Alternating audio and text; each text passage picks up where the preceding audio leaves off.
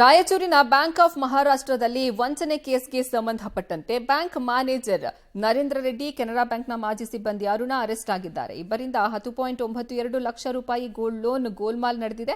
ಪೊಲೀಸರಿಂದ ಸದ್ಯ 79 ಲಕ್ಷ ರೂಪಾಯಿ ಹಣವನ್ನು ರಿಕವರಿ ಮಾಡಿ ತನಿಖೆಯನ್ನ ನಡೆಸಲಾಗ್ತಾ ಇದೆ. ಪೊಲೀಸರ ಕಾರ್ಯಾಚರಣೆಯಲ್ಲಿ ಕೊನೆಗೂ ಇಬ್ಬರು ಆರೋಪಿಗಳು ಅರೆಸ್ಟ್ ಆಗಿದ್ದಾರೆ. ಕೋಟ್ಯಂತರ ರೂಪಾಯಿ ವಂಚನೆ ಬಳಿಕ ಶ್ರೀಶೈಲಕ್ಕೆ ತೆರಳಿದಂತಹ ಆರೋಪಿ bank manager K Narendra Reddy ಹಾಗೂ ಆತನ ಆಪ್ತೆ ಅರುಣ ಇಬ್ಬರನ್ನು ಸಹ ಪೊಲೀಸರು ವಶಕ್ಕೆ ಪಡೆದಿದ್ದಾರೆ.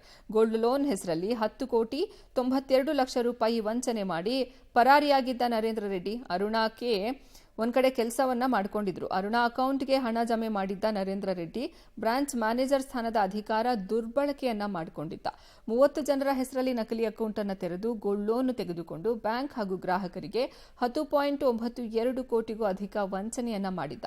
ನಗರದ ಸೈಬರ್ ಪೊಲೀಸ್ ಠಾಣೆಯಲ್ಲಿ ಈ ಕುರಿತು ಪ್ರಕರಣ ಸಹ ದಾಖಲಾಗಿತ್ತು. ಈಗಾಗಲೇ ಇಬ್ಬರನ್ನ ವಶಕ್ಕೆ ಪಡೆದು ತನಿಖೆಯನ್ನ ಮುಂದುವರೆಸಿರುವಂತಹ ಪೊಲೀಸರು ಸದ್ಯ 79 ಲಕ್ಷ ರೂಪಾಯಿ ಹಣವನ್ನ ಆರೋಪಿಗಳಿಂದ ರಿಕವರಿ ಮಾಡಿಕೊಂಡಿದ್ದಾರೆ.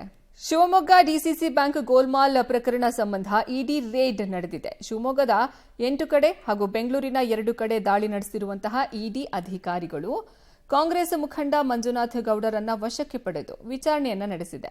2014ರಲ್ಲಿ ನಕಲಿ ಚಿನ್ನವನ್ನ ಅಡವಿಟ್ಟು 62 ಕೋಟಿ ರೂಪಾಯಿ ಸಾಲ ಪಡೆದ ಪ್ರಕರಣ ಸಂಬಂಧ ಎಸಿಬಿ ತನಿಖೆಯನ್ನ ನಡೆಸಿತ್ತು. ಮಂಜುನಾಥ ಗೌಡರನ್ನ ಬಂಧಿಸಿತ್ತು. ಆದರೆ ಚಾರ್ಜ್ ಶೀಟ್ನಲ್ಲಿ ಮಂಜುನಾಥ ಗೌಡ ಹೆಸರನ್ನ ಕೈಬಿಟ್ಟಿತ್ತು. ಈ ಹಂತದಲ್ಲಿ ಇಡಿ ಎಂಟ್ರಿ ಕೊಟ್ಟು ಪ್ರಕರಣ ದಾಖಲಿಸಿತ್ತು. ಇದೀಗ ಮತ್ತೆ ರೇಡ್ ಮಾಡಲಾಗಿದೆ.